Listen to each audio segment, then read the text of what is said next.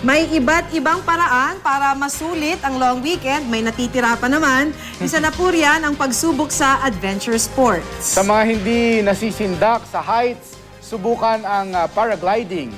Makibalita tayo kay Marlon Palmahil ng GMA Davao.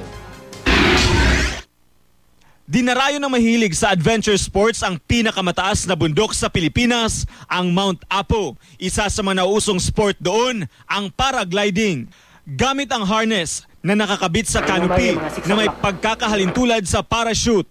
Pwede na mag-take off mula sa mataas na lugar at magpadausdo sa himpapawid.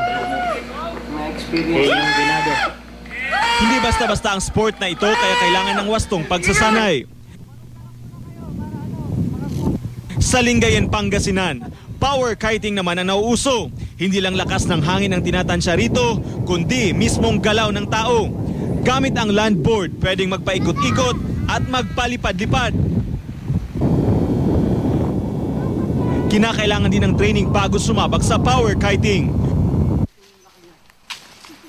Kung nais namang mag-trekking, tuklasin ang bundok ng Pias sa Kamiling, Tarlac. Matapos ang kilo-kilometrong paglalakad, matatagpuan ang Pias Falls. Marlon Palmahil, Nagbabalita, Pilipinas.